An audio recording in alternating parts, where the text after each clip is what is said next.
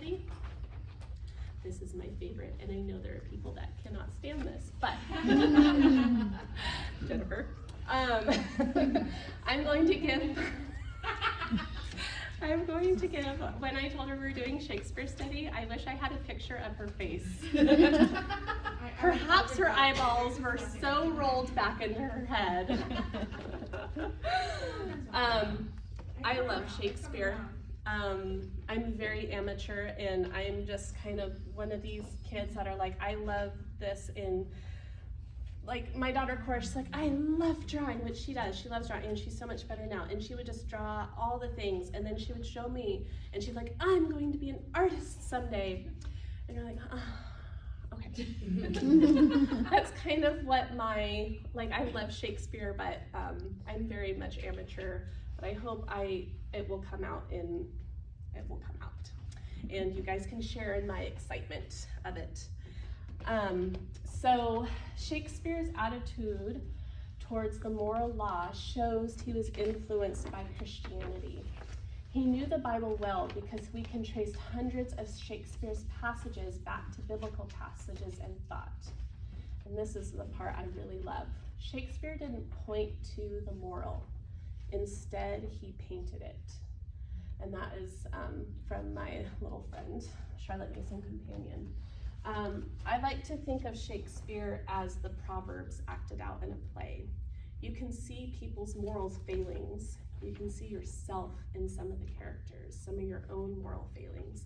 And instead of having to live out these flaws in your life and not know where to take them, you can see where that particular flaw might lead you through the characters in his play. So the play, our Shakespeare study, everybody is going to study Shakespeare from levels 1 all the way to 3. This is not going to be in our block 1 hour. This is not going to be in our community hour. We're doing something else for that hour. This is going to be our literature block, but this is a very intimidating, next to science, I think, a very intimidating study for parents, and I just want to give you as many tools as you can to feel successful in Shakespeare. And again, it's much like everything else, it's actually really simple to study Shakespeare. And even if you're a novice and you've never cracked open a playbook, not a playbook, but if you've never cracked open a play, it's fine. You're gonna be okay, I promise. So this play that we're going to be studying, we'll do a 6-week study of A Midsummer Night's Dream. That is the most kid-friendly of all of his plays. A lot of his plays can be very dark, and then, yeah, they can just be dark, and I wanted everybody to be able to enjoy Shakespeare. So we're doing A Midsummer Night's Dream. Wow. Do I have another slide? You have the Shakespeare. You have this one, and this one. You have this one. Yes. Okay. So yeah, that's what I wanted.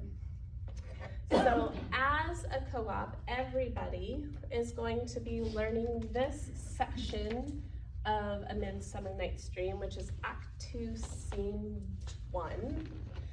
And it is when Oberon, the king fairy, is trying to cast a curse on his queen because she's very upset with her.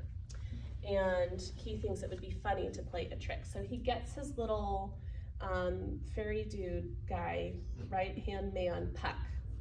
He gets him to cast this spell using this flower.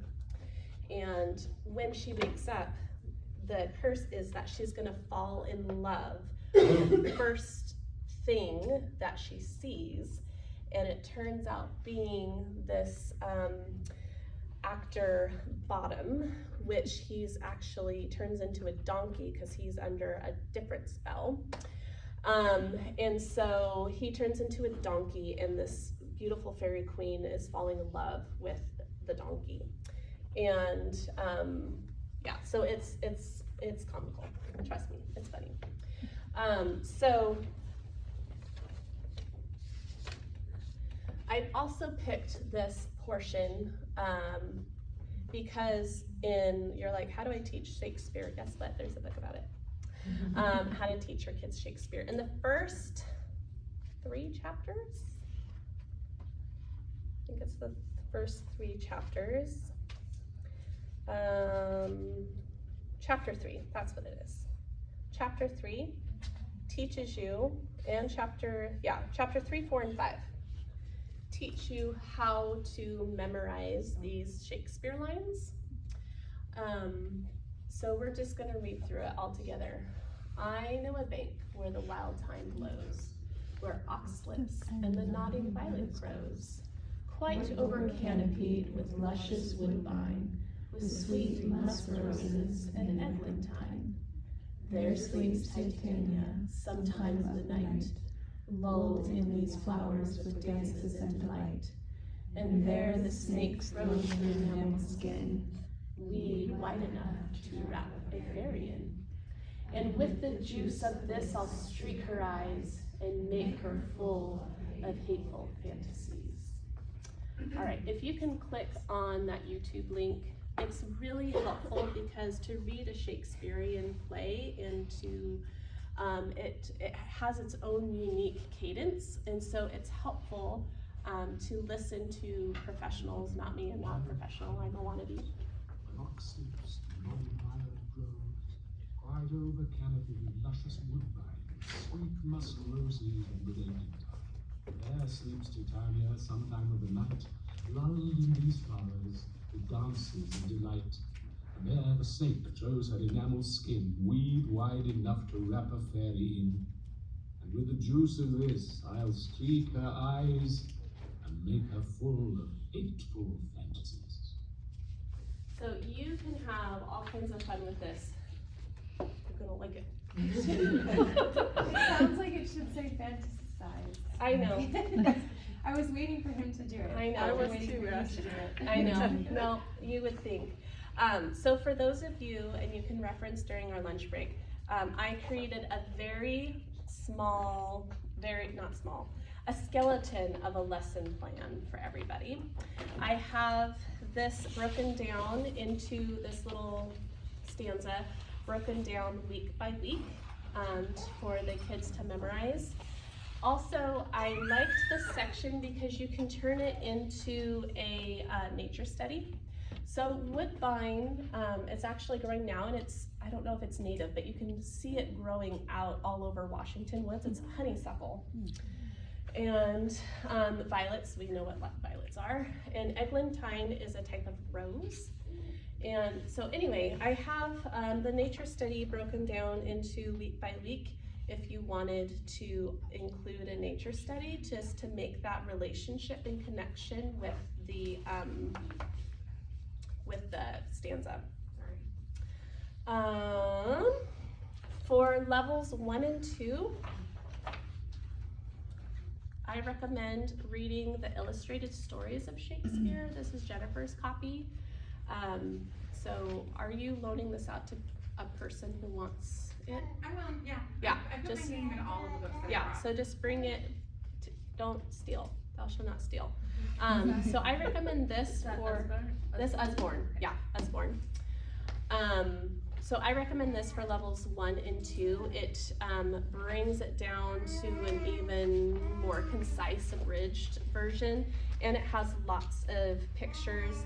I love that it goes over all of the main characters in the story, which is most important because as much as I love Shakespeare, he has so many plots and subplots and characters and people, it's really hard to figure out who is who and what is what. So anyway, so I love that. Can I add, I just found that on Amazon. Did you? And the low price is like $12 used. Oh, nice. Yeah, Thrift Books is a great, people giving away because they gave up on Shakespeare, and so Thrift Books is another good resource for Shakespeare. For the level 4 and 5 kiddos, oh, I forgot to grab that. No, I think Michelle had it. Oh, Michelle has it. So is Shakespeare just term 3, or is it all year long? No, it's just term 3. Hallelujah, right? It's just term 3 for the literature hour. And it's just hard. Yeah, and it's just the first 6 weeks. I'll talk about the other weeks in just a minute. So levels 4 and 5, this is the, it's still an abridged version of Shakespeare, but it's kind of in between reading his actual play and this. It's the in between of that. This is what I read to my kids at home, and then I pull out pieces, which is on the lesson plan, which is also in the folder in Drive. But then I pull out pieces of the folder, I don't know, of the Folgers. This is what the upper levels, especially level 5, I would assign reading passages to and characters to. You are gonna be Bottom, you are gonna be Puck, you are gonna be Titania, you are gonna be this.